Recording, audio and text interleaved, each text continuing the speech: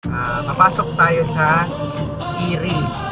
So, bihira yung mga nakapasok dito unless meron po kayong sticker ng Unified UP sticker. Kung wala, kukunin yung lisensya nyo, makukuha nyo siya pag lalabas na kayo. Pero kung sa kabila kayo dadaan at iiwan yung lisensya nyo dito, medyo hassle yan para sa inyo. So pinapadiretso lang tayo dahil tayo ay may sticker. Pagpasok sa Erie, ito yung bubungad sa inyo. Isang malaking rotonda na mayroong statue sa gitna. Kumanan lang tayo kasi sa kabila puro offices na yun.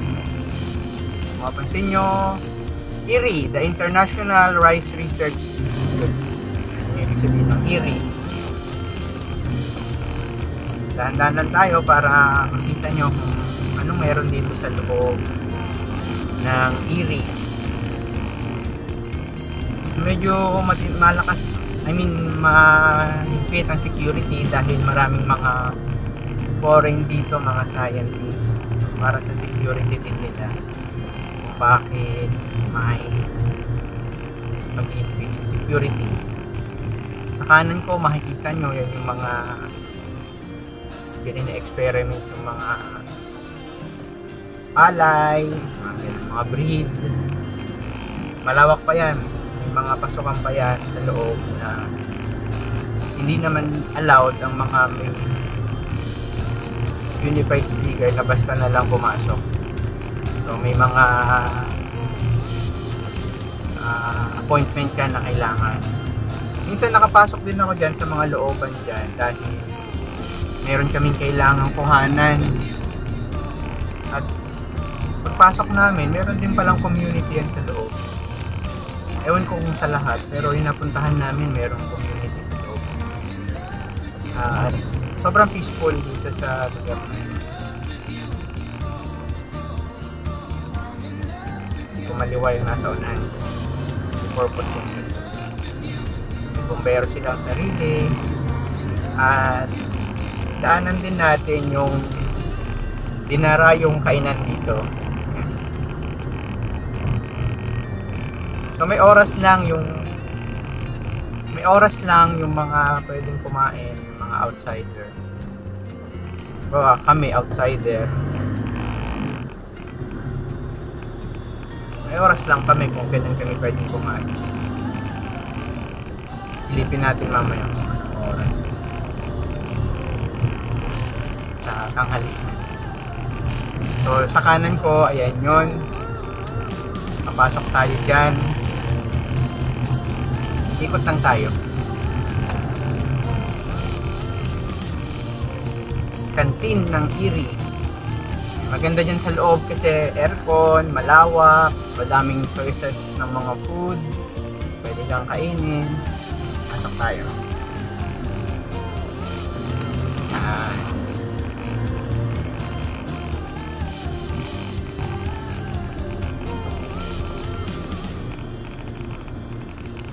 Sa tapat ko, yan yung mismong canteen.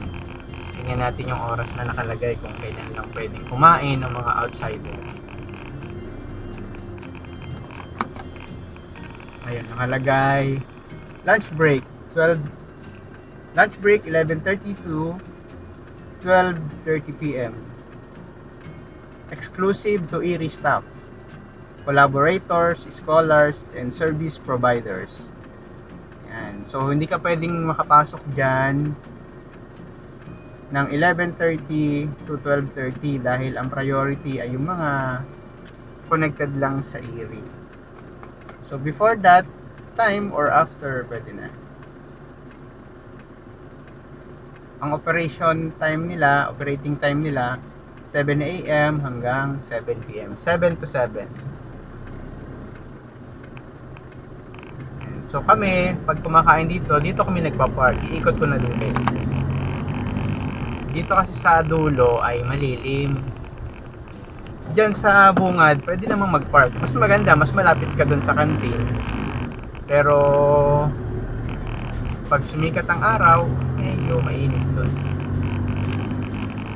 Kung mapansin nyo dito sa dulo, may mga puno. Yan, iikot lang tayo. Yan, nakita ko lang yan. Diyan kami nagpa-park.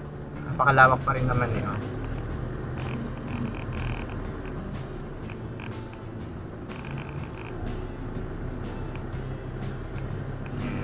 So, balik na tayo.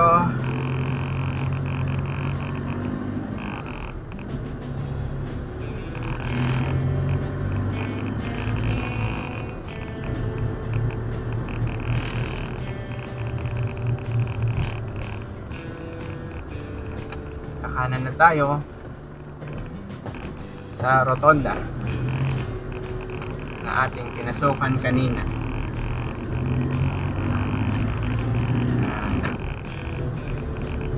Ganda ng view.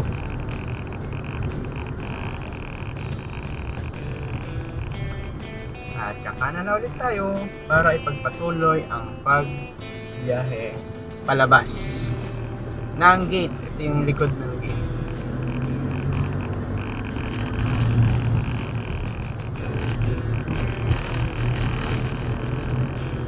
So, pag may UP sticker ka, dito ka sa kanan. Piit lang tayo sa kanan. Sa kabila yung mga ano yan, connected sa iyo. Okay. So, ngayon, papasok naman tayo. Pag dumiretso tayo dito sa kabilang side, pasok tayo ng UP. So, panibagong mga guard ulit yan. Babagtasin natin itong Pili Road o Pili Drive kung tawagin.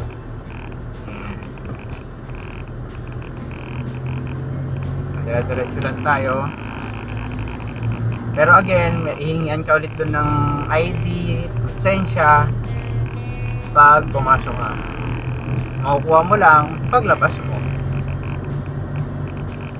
Sa kanan ko, madalas dyan maraming mag-jogging kapag hapon.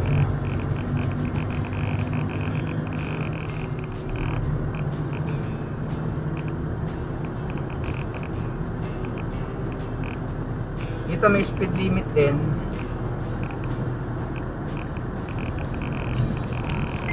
May bago silang ano ngayon eh, speed limit dito. Check nyo na lang sa website o page na UP.